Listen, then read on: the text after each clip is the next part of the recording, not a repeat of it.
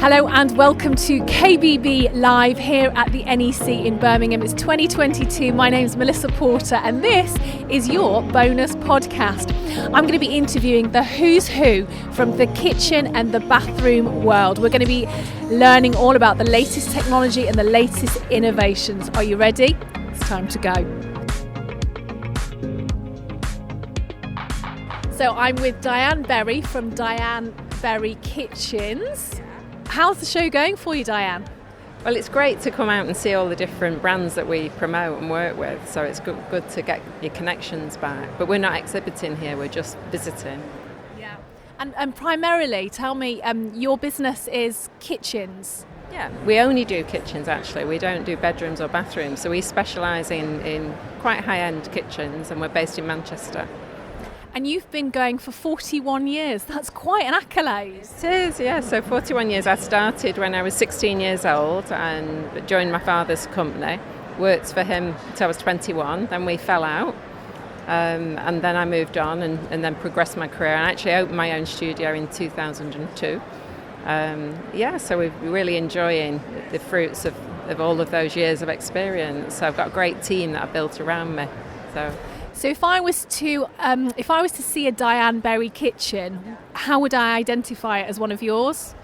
I think you would probably recognise it because generally I work with flat panel doors, so you don't see shaker kitchens, you don't see farmhouse, you don't see hand painted kitchens. There's no navy blue with brass handles. There's none of that because I'm from a big family. So my background was to learn design for families. Because I've got 5 sisters and a brother, so our family kitchen had to cope with a large family. So I am always looking at design to try and make them beautiful but function. It has to be there's somewhere for the school bags and the phones and Wellingtons and the mop and the bucket and things like that, so they have to function as well as be beautiful, but generally quite a contemporary look, not farmhouse. It's not like... And can you share with us some current trends? What should we be looking for when we're thinking about installing a kitchen in 2022? I always think trends are a strange thing. I don't actually really like the idea that someone would follow a trend. I don't think you should ever, whether it's clothes or kitchens, follow a trend unless you've always loved it. So generally I'm talking to people about what colours of clothes they wear, what do you like, what features in your wardrobe, because if the fashion at the moment is to do an olive green kitchen, if you've never worn the colour and you never really like it, you shouldn't be following the trend. But be very careful not to follow trends, follow style. Because beautiful, it's like a well-cut suit. It's, if you follow style and something that's beautifully made, it will last and last and last. So what I'm hearing from you is intuitive kitchens that work for yourself and for your family, and also more natural vibe. What's interesting is we've just interviewed on the Designerati podcast Oliver Heath. Now he talks about biophilia and the association between incorporating nature and its impact on your well-being. Yeah.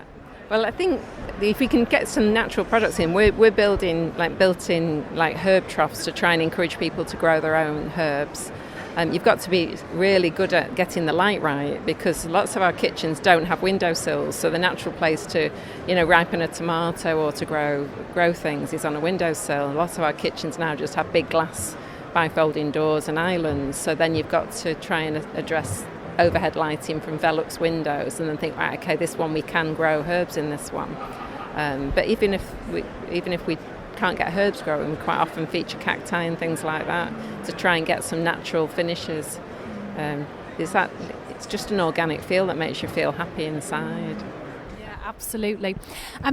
Also, I'm interested in your favourite storage systems. Can you tell us any new innovation that you're working on currently?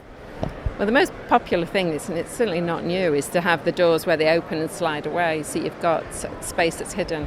So that's by far the most popular thing because back to families, you've got the chance to hide it if it's a mess.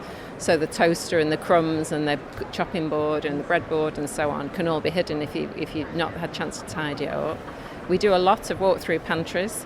So you've got a kitchen sitting behind a kitchen. But I also specialise in kosher kitchens. So I do a lot of meaty milky kitchens and Passover kitchens. So we're working with the Jewish community because their needs are so different. So I've got 2 clients at the moment. One's got 10 children, one's got 9 children. So when you're trying to design a kitchen that's meat, milk, parav, and Passover, then you're trying to make sure that you can understand their needs, because they have 2 sets of china for meaty, 2 sets of china for milky. So you need storage and drawers, and then often a hidden kitchen gives you the backup storage that those families need, because their needs are so different to an average family.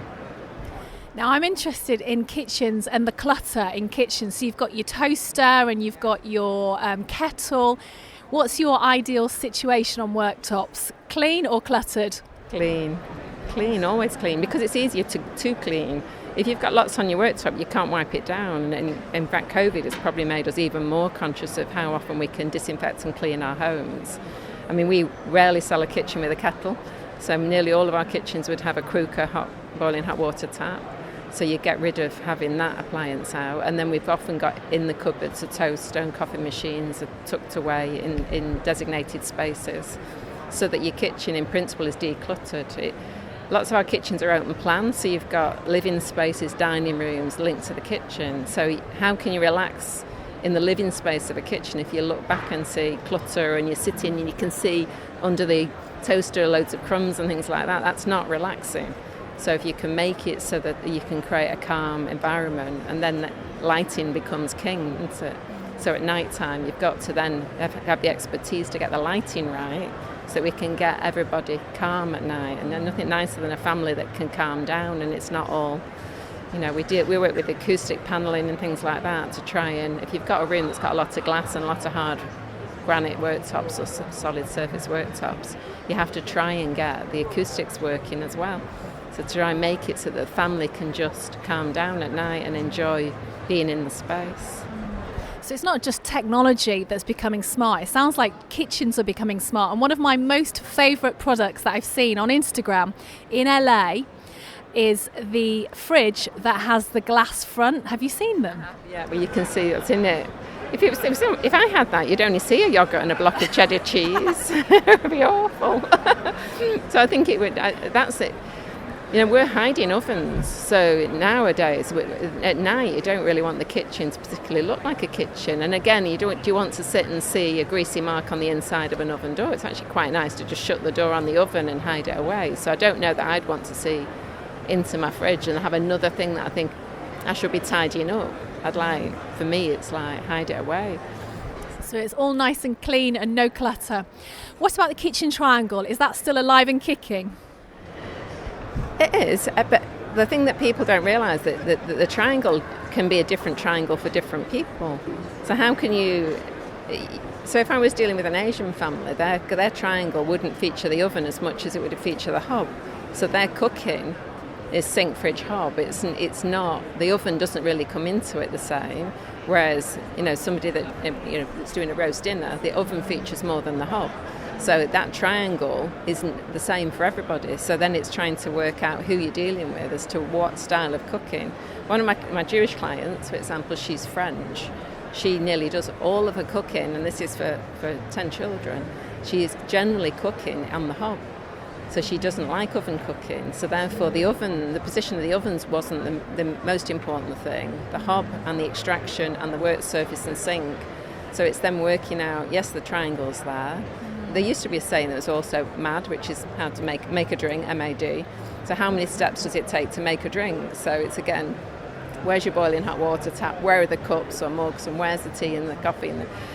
That you shouldn't be walking 5-10 paces to make a drink. It should all be in one place. So you've got the working triangle, you've got MAD, and trying to make. But if you don't make drinks at home, I rarely have a hot drink at home, so that's not important to me. So it's then working out your wish list from the client that you sat with as to whether or not those little tests that you do on your design works for that family. So the big differentiator with your business, I would say, is that you're very innovative. You're very innovative as well, but very intuitive. And you want to design a kitchen that actually works specifically for the needs of who you're. Yeah, absolutely. I spend a lot of time asking questions and listening, because it's trying to work out what do they need. It's like, you know, people say, just do me one of your beautiful kitchens. I say, well, what was right for me in your house isn't right for you, so I need you to talk to me. Let me in, let me get to know you, let me learn about you. And that's really the fun bit. I like people. And then it's trying to work out the dynamic of the family, because there's all different needs. So you can get a kitchen that's got to work for maybe the lady of the house cooking in the week, but quite often the man's chill out thing might be cooking over a weekend. And generally they make a terrible mess and then it's sorting it out. But if everything's instinctive where it is, it's not stressful. So it's trying to get that lovely feeling that you know, if I went into one of my clients' kitchens, in principle I would know where the cutlery is going to be and where the bin's going to be, because to me it makes sense. Mm-hmm. There's like a way of doing it that you could go into anyone's kitchen and go and find the bin, because it's obvious where it's going to be. And that's good. To me, that's good design. But so the workings of it is before the pretty of it. You know, the colours. People always come into the showroom and want to look at finishes and materials, and I say, no, content. What do you need it to do? What do you need it to do for you? What does a family need? What's your future family going to be? Will you have grandchildren? Are you ever going to get a dog? It's going to be amazing how many times they're having the conversation where they've not got a dog, but they might get a dog. So therefore, a utility room with a door on and a sink big enough to put a dog in is quite high on the list. So it is just working through the needs of that person that's sat in front of you. And then we've got different ones where you often don't meet the man. So you meet the lady for a good few meetings before you meet the man, and then you're trying to get her to tell you about what he might want. And ideally you really want them both sat with you. So it's good fun. It's such a lovely trade. We work in the best industry, don't we? I'm dying to ask you this question. So I host property shows for TV, and one of my loves is walking around homes that are complete disasters. And some of the kitchens and bathrooms I've seen, oh my gosh, for example, people that are so passionate about their olive green bathrooms, which just for me is just a complete no-no. But whatever blows your hair back, what is the worst kitchen design? You don't have to name a person that you've ever seen. Oh, the worst kitchen. Well, the thing is, I see kitchens that generally I'm taking out. So actually you don't mind, because generally the person themselves are saying it needs to come out. So I don't particularly like things like too much exposed brick and, with a wooden ceiling and then plaster covings. It's like you get all these mixings of style. I like modern crisp houses or very traditional houses, and it's the houses that are a little bit in the middle that don't know where they're meant to be, and they get a bit mix of it all, and you just don't understand where they're going with it. Yes. And they don't know their style. But for me it would often be houses that are beige and beige. It's like, it's nice when someone's not frightened of a bit of colour. Diane Berry, thank you for flying the flag so fiercely for women in the kitchen and bathroom industry. You are an inspiration, and thank you for joining us on the Designerati podcast today. Colin Wong, last time I've seen you was 12 years ago, and I don't look a day older. Me too. No, you look amazing. How are you? Not bad. It's been only 12 years since I saw you last. How have you coped? It's been tough, all those emails and things I've sent to you, but you didn't get back to me, but it's been tough. That's because you're smashing it. You're smashing it in the kitchen world. What's going on? Tell me about business. Obviously, bathrooms, kitchens, bathrooms, whatever. I've been doing my thing, doing my own thing, as you know. I like to be a little bit unique, and I've gone on a bit of a design journey, and decided to... This isn't a therapy session. Oh yeah, I know. I need therapy though. I seriously need it. No, I've gone on a bit of a design journey and realised I didn't want to have the same chapter in every single page of my book. So I've tried to change around what I've done since I last saw you. So tell me, how would I know a Colin Wong design? I'd hope it wasn't L-shaped and boring, and I think it was a case of sees my personality, a bit of flair, a bit of international travel within my design, and just an edge that is a wee bit quirky. We're going to get back to design in a minute. Where have you been travelling? Asia. I travel a lot of Asia. The normal Europe, but I've got a South American trip planned. But yeah, mainly Asia. I've got some interests out there that I dabble in that is quite interesting. That's out of my comfort zone, which I quite like. For example, where? Thailand and Cambodia. I've tried to get involved in reinvesting some of my business stuff over there to help kind of more needy people. And it's been tough because the last 2 years of COVID, I've done nothing. So guilt kicked in, so I just managed to go there in January. So to revisit some of the projects, and it's good. It's good to see things still surviving. Are there any places we can look if anybody's thinking of helping out that we can go to? I support a charity in Koh Chang in Thailand for Cambodian refugees, and these are for Cambodian kids that travel over to Thailand, and because they're obviously not Thai, they're treated as really poorly by the Thai, so they don't get schooling or anything. So what we do is we support them to give them transport to a small school, and then they get taken home, so they get the basic knowledge and some design tips from me as well. So. Lovely. So one of my passions as well is travelling, and when I travel around the world, I like to bring back special pieces and incorporate them into my home designs. How does it work for you in your travelling? I've got a shocking memory, and I rely on post-it notes and my phone, and I know that I have to incorporate. So what to do is I actually forget where I travel to because it all blurs into one, and then I have to come back and remind myself where I've been, and then what I try to do is try to incorporate it into my design, and then it's got a story to tell. Some crazy stuff, whether it's from an old market in Thailand or Cambodia where something quirky is happening, said what would be a great idea or something, but it's good to bring something back and have a story to put behind every design. So are you actually identifying projects and then shipping them back to the UK? No, not at all. Absolutely, I'm seeing stuff. I did a project where I was walking through a market in Cambodia, and it was at a certain time of day, and there was scaffolding, like it makes up the stalls. But the way the sun was shining, it was shining onto casting a shadow on the floor. It was like kerplunk with all the and I thought it'd be great to use those shadows on the floor to create a kitchen island using the scaffold poles at an angle to cast the shadow. So, I mean, the design was there, and I just had to make it happen, which is easier said than done, but it was good to do. So what I'm envisioning is a giant kaplunk set with all those like long matchsticks. Yeah. What happens with the food? Does it fall between? Absolutely, but they're all coloured, different retro colours, and it was quite funny. And they had one random one poking up through the worktop. So, and everyone used to ask, why is one poking up through the worktop? I said, that is the one you pull out next. And that's exactly why. And it invokes conversation. And people say, why is that one, or made it a red one, poking out the worktop? And that was the reason. It feels like theatre in the home. It's fun. I mean, half the joy is being able to do it and making a client realise that, God, let's have a bit of fun in your house. Let's put your personality into the design. As opposed to having a staid design and say, oh, that's nice. It's got a story behind it. And I think that's all. I mean, you go into people's house, you don't want to feel bored and chat about nonsense. You want to chat about something, a bit more interesting, quirky.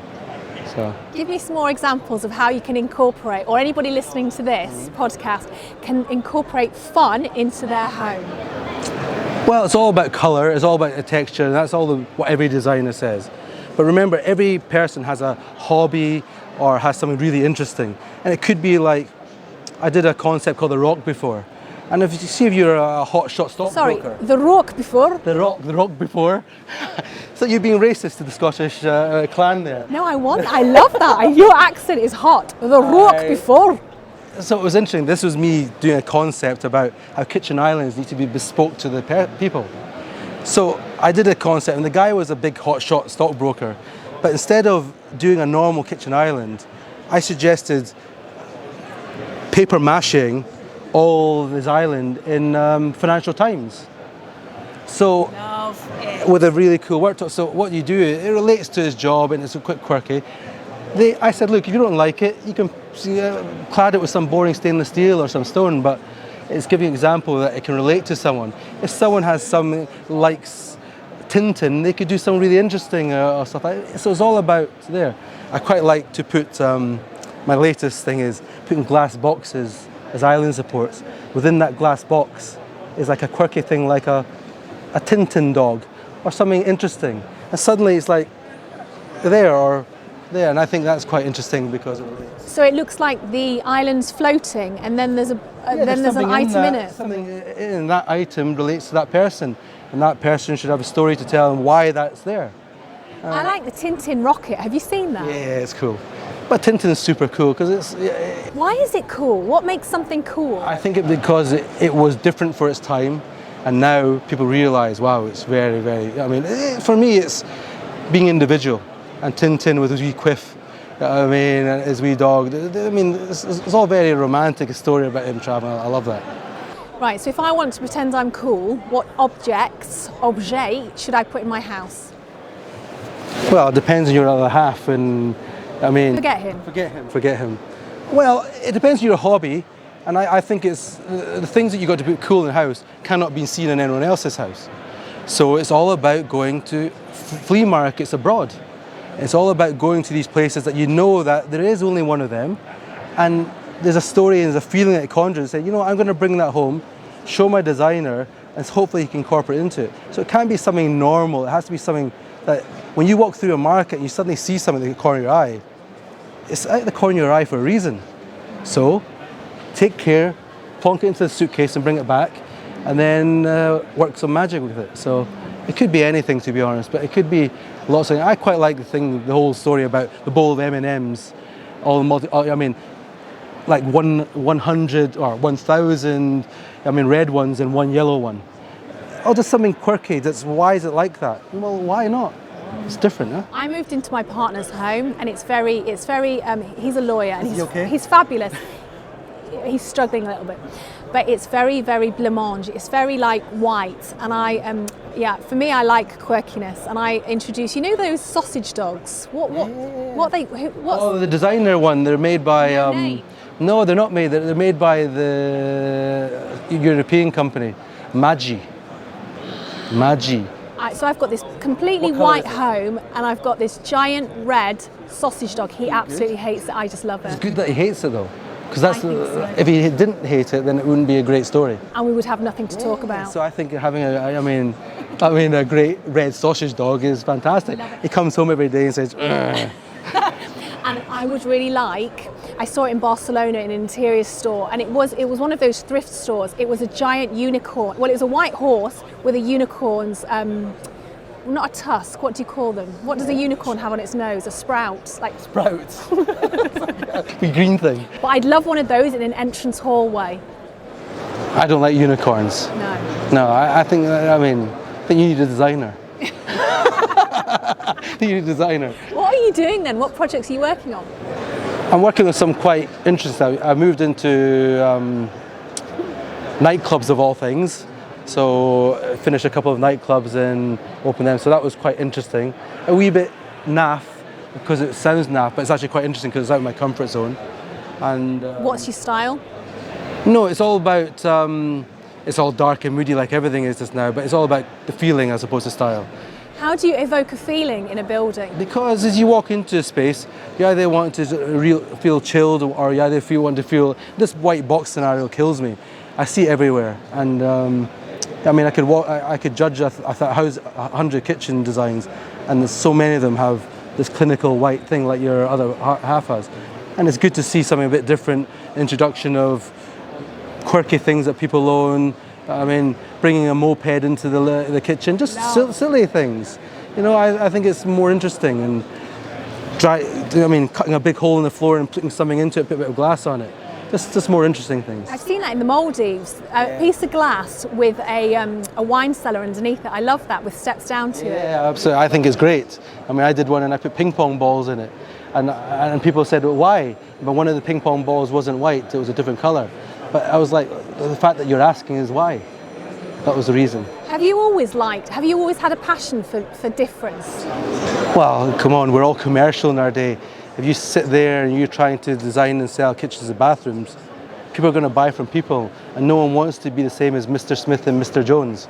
They said, look, I want to be a little bit different. But no one goes and buys all the same clothes and say, oh, that's great, I've got the same jacket or the same blouse as these 100 people. They want a bit different. So you have to design a little bit different and take them out of their comfort zone, and if they get a wee bit of strength and Dutch courage, normally it goes ahead and they love it. It's a Prosecco crowd, they love it. So you talked about creating a feeling within a space. Have you got any tangible examples of how somebody can, at home or in a business, invoke a feeling? I'm a massive believer in energy. Definitely. My design philosophy was about the 0.1 second rule. And the 0.1 second rule is when your brain doesn't have enough time to think how it feels, but something happens. So if you walk it's peeing down with rain on a Monday morning, and you want to go into your kitchen and you want to feel good, but it's peeing with rain. So if the design is good, you walk into your space, before your left foot has touched the ground, you feel something. Now that designer knows that it must do it by your peripheral vision, say, there, and your day starts great. And that is what a designer should start with. How do you change a feeling before your mind actually has time to think too hard? And how do you do it? It's all about bringing the overall theme. People focus too much on one thing. What you need to do is bring a scheme together and then have one focal point. That is quite interesting, and then add great lighting to it. And what people do sometimes, they overcomplicate it, and what we see is what I'd call is manly design pieces, things that cost too much money, and they are the feature. Well, they aren't the feature. The things that are the feature are things that are more meaningful. Can you give an example of, it doesn't have to be your design, or it can be your design, but something that the viewers who are listening to this and watching this might be aware of, that they could experience, that would invoke a positive feeling or a negative feeling? Well, wow, you put me on the spot there. Yeah. But obviously colour does everything, but people are scared to use too much colour. So lighting with using colour and lighting is very, very interesting by invoking a mood there, because the sad lamp, as you know, isn't a fad, it's a reality. It changes your mood. Well, you can do that with great lighting as well. But then also just realising that, ask yourself how you want to feel in the space, whether you want to feel crazy and drink tons of Prosecco and go mad, or you want to feel chilled in there. And then put palettes and put things around that to create that feeling. What people are too scared to do is they buy from a kitchen or bathroom designer these key pieces, and everyone buys these key pieces. So they shouldn't be the feature. The feature is something else, and that's what people got to search. What is that feature? And it could be all manner of things. Colin Wong, we are so lucky to have you in the Designerati podcast studio, because I know you travel extensively and you're on the hot list of designers, and I met you. Not hot in that way. You are very hot, and I met you 10 years ago, and you are smashing it in this business. So keep going, congratulations. Kev from Kalo, welcome to the Designerati podcast. First of all, what inspired you to shave half your head? I would have to say it was this podcast. I knew I was going to come and meet you, and I needed to make an impression, and that's all I could think of. Tell me about your product. So you do the integrated wine cooler, and you're the founder of the company. Yes, I am the founder. I work for Kalo, and Kalo is an... You don't work for it, you own it and founded it. It was your brainchild. Technically, yeah. I designed Kalo because, you like wine, right? And you like it champagne or wine, yeah, whatever, and you like it at a certain temperature. And what Kalo does is it makes sure that you enjoy every drop at that temperature. That's what we do. So you can vary the temperature within the components? You set the temperature when you put it in your fridge. So you set your fridge at whatever temperature you want your wine at. But when you take it out of the fridge, what do? You put it on the side, or you try and find an ice bucket. But let's be honest, how often do you find an ice bucket when you're at home? Not often. So that's what Kalo is. Kalo is a way of you enjoying every drop at that temperature that you take it out of your fridge. So tell me about the inspiration behind your product. I mean, how does Kev get out of bed one morning, and what's your background anyway? So I studied design in Sussex University, and one day I was with two friends in a little pub in Brighton, and we were trying to think of our individual projects, because you have to think of a final year project. And I'm sitting there drinking a Corona, and halfway through my beer, I'm like, it doesn't taste quite as good as that first sip. You know when you get a freshly chilled beer? And I was like, if only the table could keep the drink perfectly chilled so that every sip could be as good as the first.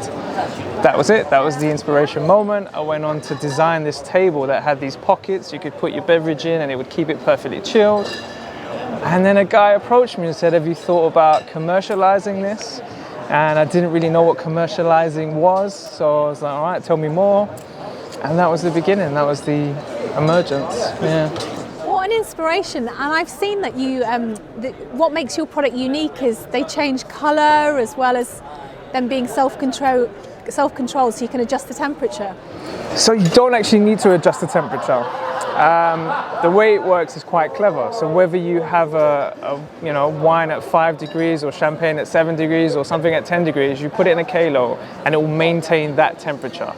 And then obviously we do have the lighting, which people really like, and that you select with your touch. So you touch it and that's how you select what color you like.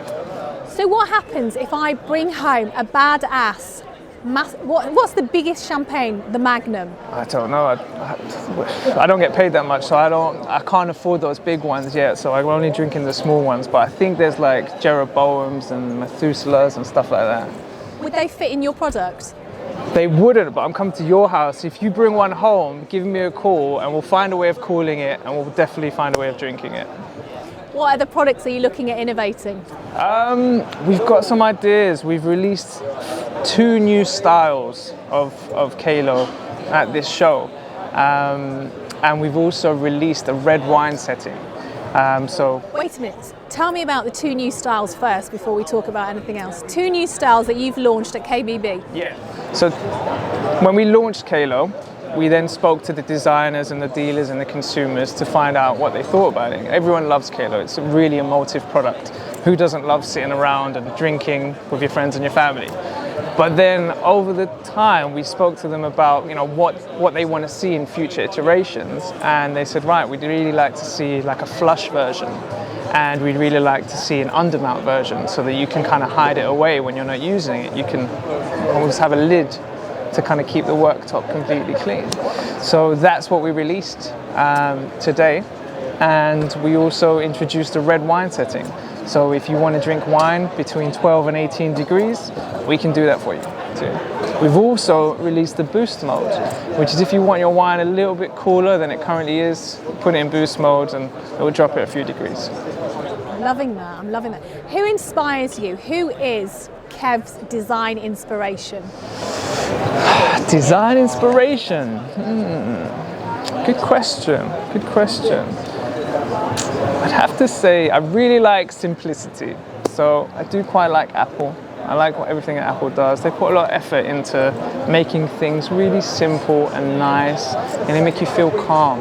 And that's something I've kind of tried to carry into Kalo. You are calm. You've got a very chilled vibe. And I like your style.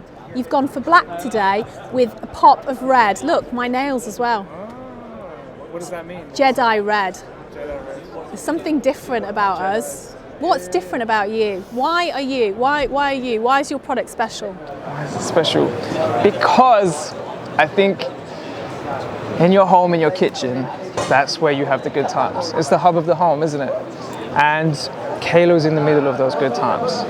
And what a privilege it is to be, helping people have a better time with their friends, with their family, in the hub of their home.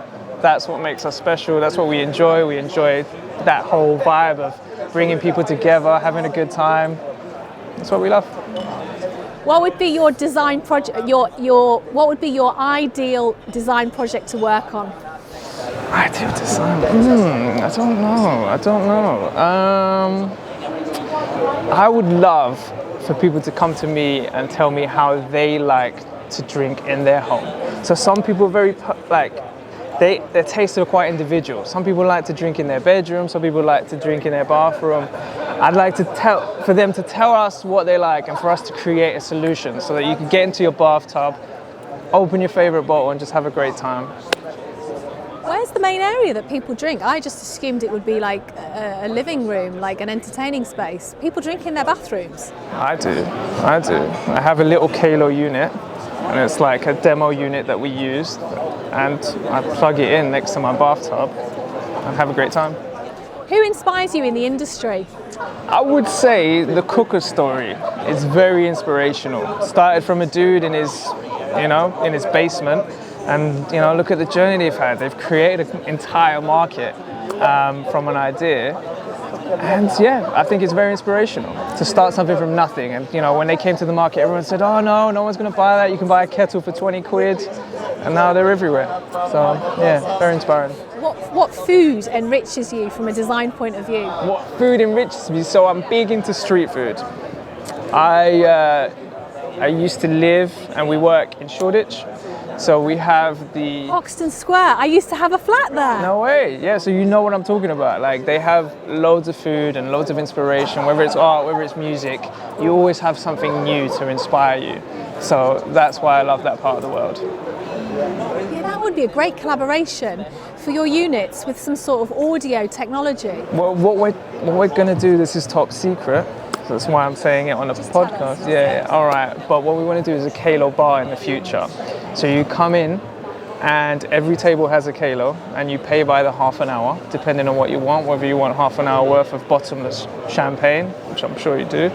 And then each week we'll have a different street food vendor to come in. So you get your champagne and you get your street food from local vendors. That's what we want. Well, that would be a great collaboration. And I think you need J-Lo to endorse Kalo. That's been said before. Do you know her? Can we get her on the phone? No? All right. You definitely are more trendy than me and cool. I bet you know some cool people, don't you? Who do you know? You now. You're the coolest person I know. I don't really know many cool people. What do you do on a day-to-day basis? Just work all the time. Try and push Kalo, try and talk to people, try and inspire people, and yeah. What time does your day start? And tell me what you eat for breakfast and how it goes on. No breakfast. No, just crack on. Just get on with the day. Yeah, wake up, go out, go for a run, do something fun. Do you do a run every morning? So a run on no breakfast? Swim. I do a little bit of a swim or a little bit of a run, something like that. No breakfast. Yeah, just get on with the day, really. Do you have to blow dry your hair every day though after you've done swim? Because you've got quite long hair. No blow drying. I'm very lucky with my hair. Just give it a little dry, put some product in, take it to the side, have a little bit of roller. Where are you from? Like, are you originally from the UK? I was born and bred in East London, and my family are Colombian. Kev from Kalo, I wish you continued success, and I'll speak to J-Lo about getting her to collaborate. Please do. We'll be waiting for her with some freshly chilled champagne. We're very excited to have Darren Morgan in the Designerati podcast studio from Designer Kitchen by Morgan. Now, you've been awake since 3:30 this morning, haven't you? So we are very lucky to have you awake. Yes, absolutely. I have to say, I've been around the show from early this morning, and I'm starting to find the batteries just starting to ebb a little bit. But yeah, there's some great stands here. People have put a lot of effort into their exhibits, and you can see that. Yeah, the industry's back. It's good to see it back. But you are making a big splash in the design industry. Tell me about your work specifically. Well, I'm working in the KBB sector for over 22 years, and yeah, in that time, I've been lucky enough to work with some amazing clients. A lot of our work's very, very bespoke. In fact, it's all bespoke. We do every type of interior, so it's not just kitchens, it's bedrooms, bathrooms, everything. We do full house fit outs for people. It's all very design driven. At the core of the business, at the very, very start, I always felt that design is fundamental to what we do. Things are always designed twice, once intellectually in your mind, and then it manifests into reality, into the product. So I think the KBB sector has, I suppose, it could be argued, may have undervalued design in the past. That is now changing. You can just see, even looking around the stands here, the CAD design stands are very, very busy. People are putting a focus on design. So we've always done that. That's the ethos behind what we do. It's driven by design. We want to do things differently. We've no standardised product. So literally, if you come to see me, we start with a blank page and we evolve your design from that. Now, that comes with its own issues because when you're designing true bespoke furniture, it's heavily detailed. There's a lot of information required, and I suppose there's a lot of imagination needed. Sometimes we get great input as well from the clients who kind of come to us because they know that it's design driven from the start. and they're looking for something that little bit different. So we kind of feed off the clients, start with a blank page and evolve the design really to fit their needs and really create something special. Because look, people don't buy kitchens every day. You know, in your lifetime you may buy 4 or 5 kitchens. People don't know it's an educational pathway for them as well when they get involved with a designer. So that's what we do. We're based over in Northern Ireland. For our fit-out company, we kind of service mostly Ireland, so that would be the Republic, plus then Northern Ireland. We're up and going almost 12 years now. I'm working in the industry 22 years. How did you get in the industry? Well, that's a story. Again, the industry traditionally would not have had an educational pathway for KBB design. That's when I started. Things have changed now, thankfully.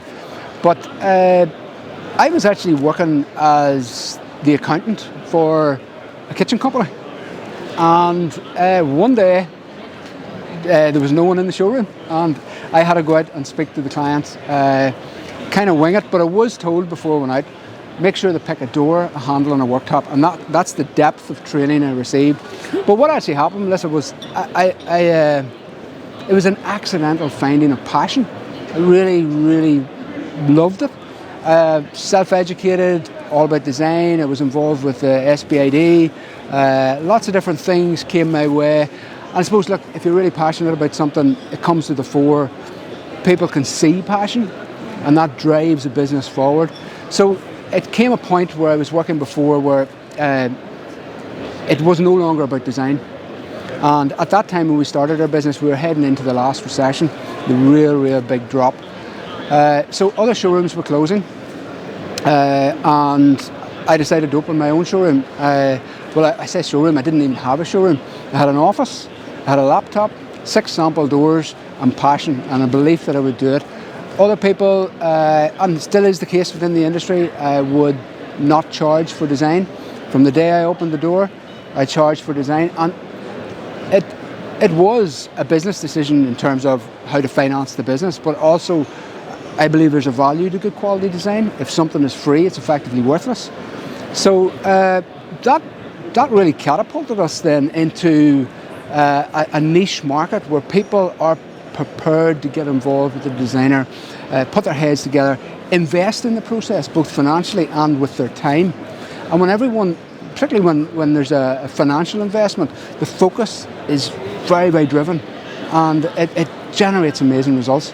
So that's the history of where I've got to date. Recently though, and this opportunity kind of came from being approached by other companies to get involved in projects. So what it is, I have my retail business, which is Designer Kitchen by Morgan, but it is born of quality design. So over time, other companies, larger companies, have asked me to get involved in specific projects. At the start, I said no, but what I've started to do is get involved, and it's amazing. Collaboration can deliver fantastic results. So over lockdown, I built a website, darrenmorgandesign.com, and now we're working with property developers, we're working with other kitchen companies. I'm talking to a company in Canada, and what it is, it puts design first.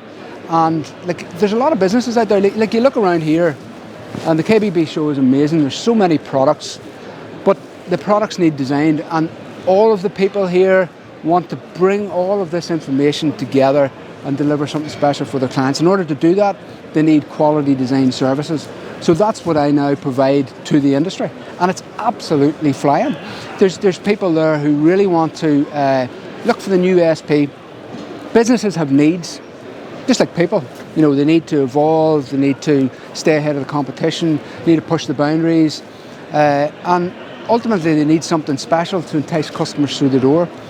So showrooms can have ranges of furniture, but why can't they have ranges of design levels, like high quality CGI presentations that may not be already available in the studio?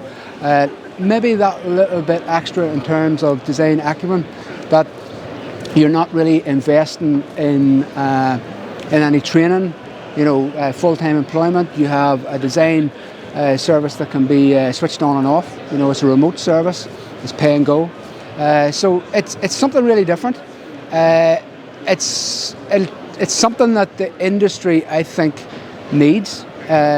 Because listen, as I said at the start, design sort of is the spark that ignites the flame of product and sales and sort of keeps the industry buoyant. And I want to know about your spark. Before we went live with this podcast chat, we were sat with Colin Wong, who you had annoyed because you'd pipped him at the post at an award ceremony with one of your fish tank designs. And we were talking about the mind and how it comes up with design inspiration, and you shared with me that you have a dark mind, as I do as well. I think outside the box. I think things that people don't like to say, and I like to say them. Tell me a little bit about your inspiration behind your designs.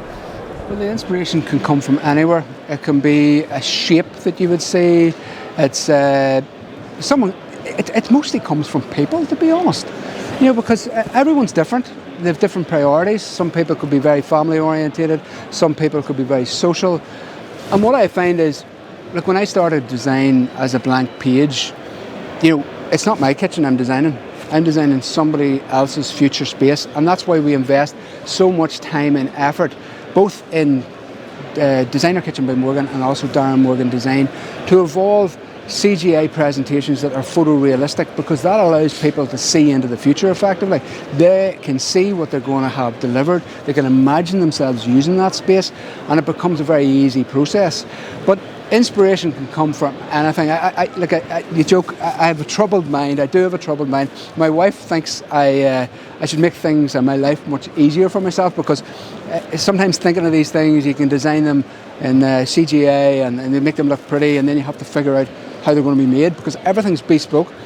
And the process that we go through in both my retail business, which is Designer Kitchen by Morgan, and then the consultancy business, it's bringing the process from the imagination, the creation of something different, right through to a set of production drawings that someone on a workbench can interpret and understand.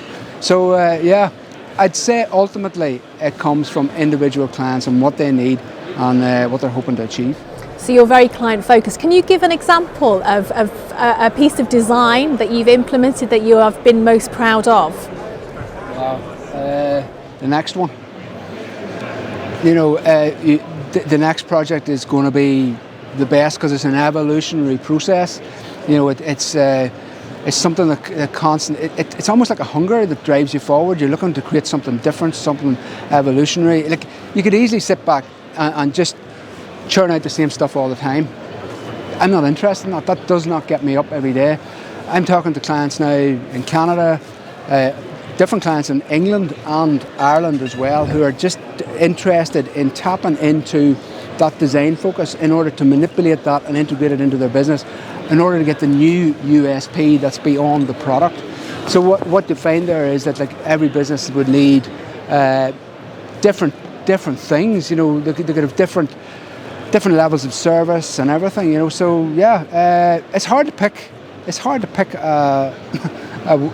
Well, who inspires you in the industry, and who does not inspire you? Whoa. That's a heavy question. Who inspires me? I have to say Mark Wilkinson would have always inspired me. Why? He was a true craftsman. He pondered over detail. He was artisan in his approach. And you know what? You just got that sense of legacy from him from way back. You know, he's a big loss to the industry. But I still admire his furniture. And funny, the style, we do all styles of furniture, both contemporary, industrial, but traditional sort of in-frame painted furniture is kind of my bread and butter as well. So, you know, Mark Wilkinson set the bar very, very high in the work that he achieved and some of the furniture he created. So, and who I can't say that there's anyone that doesn't really inspire me. Was that what the question was? I'm just going to avoid that one. You're going to avoid. I do not take the fifth on that one. What frustrates you about this industry, and what would you like to change? If you had carte blanche, can change anything about this industry, what would you do? Well, you know what? It's all about the design for me, and I think the industry has for too long faltered on putting design first. Like, there's so many businesses out there who are caught in a world where they're not charging for design. It's an absolute no-brainer.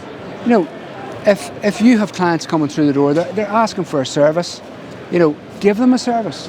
Have them invest in the service. Let them get the most out of it.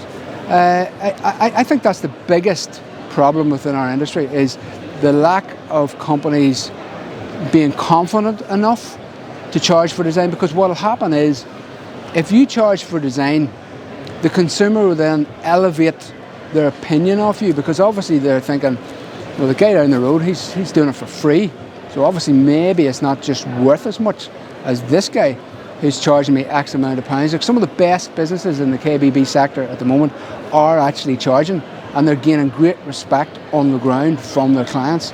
I have always charged for design. I think there's great value to it. It allows me to remain focused, and you touched on the idea of where does the inspiration come.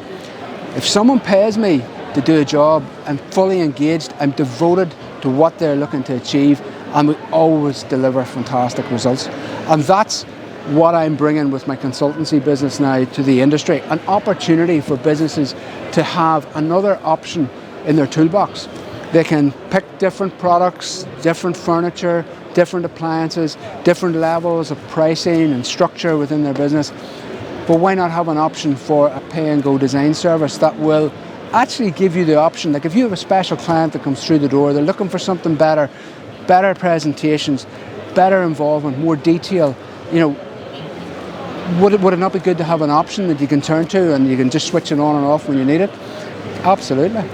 Darren Morgan, flying the flag for adding value and knowing your value. Thank you so much for your time today in the Designerati podcast studio. Keep smashing it and winning at life. Thank you, Darren.